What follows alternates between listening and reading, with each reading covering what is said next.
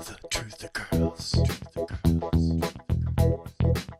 truth occurs. The truth occurs.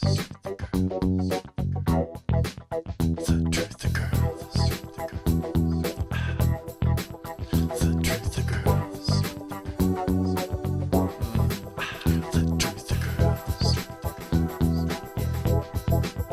The truth occurs. So you're talking about like when people go out with picket signs, you know, at the G20 or wherever, protesting in that sense, that what they're saying is that they have no control, they have no authority, and they're asking those who are in charge to change things, but they're still handing them the power. That's my opinion. I have nothing against protests. I think it's a wonderful way of accessing the media and spreading the message, but I don't think they are effective. What's more effective?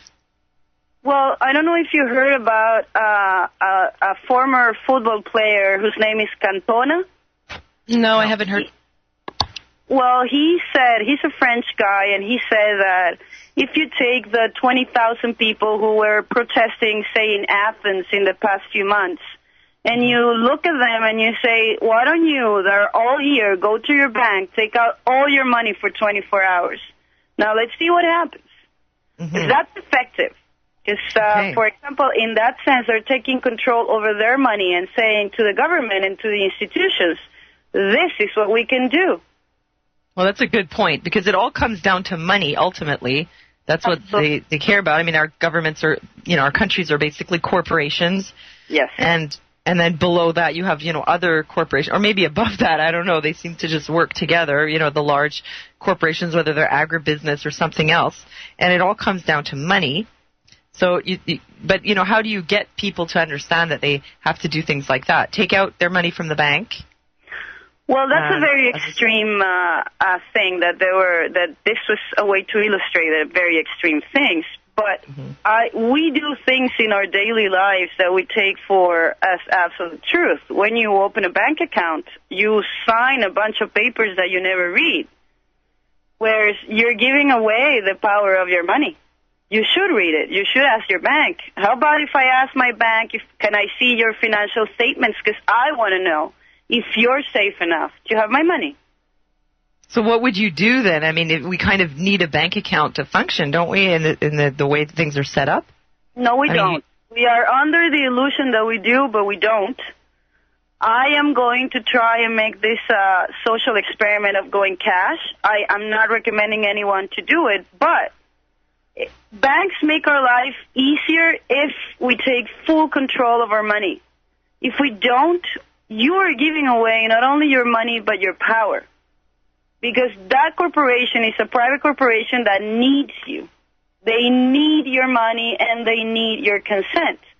Now, in a practical situation, if you see it lower, because we tend to see corporations as the new Olympus gods, and they're not. If I'm about to do business with a regular person, I'm going to ask some questions.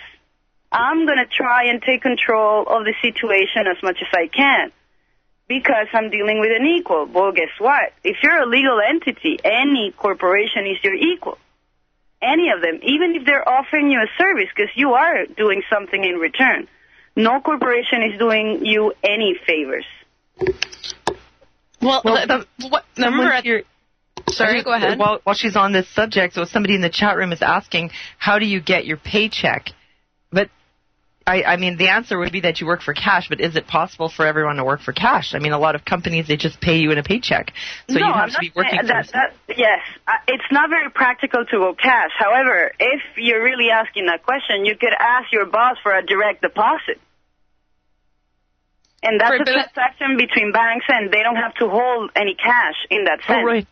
Okay, I see what you mean, because when we talked about this when we met, you were talking about this, that when you bring your check to the bank and they deposit it and there's a hold on it, it's not to check to make sure the thing isn't fraudulent, because that can be done instantly.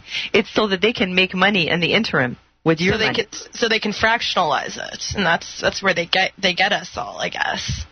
Yeah, and the fees also. I can say for sure that you can negotiate anything about your bank. I have negotiated the monthly fees that I pay. I have negotiated the amount of days they hold my check. I have negotiated the interest on credit cards, although I don't use credit cards, but I still have one. So I renegotiated my interest. How do you do that? How would you negotiate your credit card interest? Can't you just call them up and ask them? Yes. And they'll do it? That's what I did with my credit card. I remember the CBC had a whole story on it, how people were calling up their banks and asking for lower interest rates, and they were giving them. So I decided to do it myself, and they lowered me from like 18 to 12 or something. Oh, really? Yeah. Mm-hmm. So they're liable. Are they mostly liable to do it, Isabel, if you call them up, or can they turn you down? They can turn you down, but eventually they don't want you to go away. Right. This is how you gain your power. This is a company that needs you because you multiply by whatever millions is how they make their money, but you count. Now, they don't have a limit. Have you ever called the cable company, for example? I have done it. I have been mostly on free cable for the past 3 years because I've been trying to cut off cable because I don't watch a lot of TV. But every time I call, they say, listen, we'll give you free cable for 4 months while you make your decision. That means that service actually cost them zero. They just want to keep me because there's a potential money that's going to come in from me.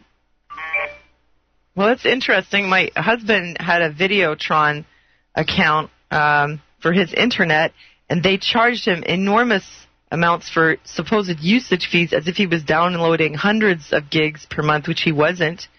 And we couldn't figure out where this was coming from.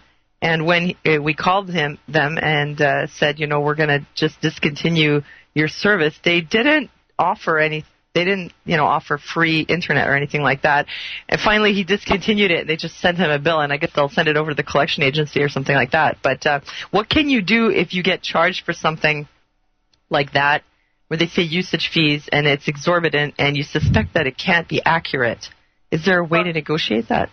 I love those cases. I love them. Well, first of all, you are right. You hold the truth. Remember that old saying, the customer is always right? Mm-hmm. Oh, yeah.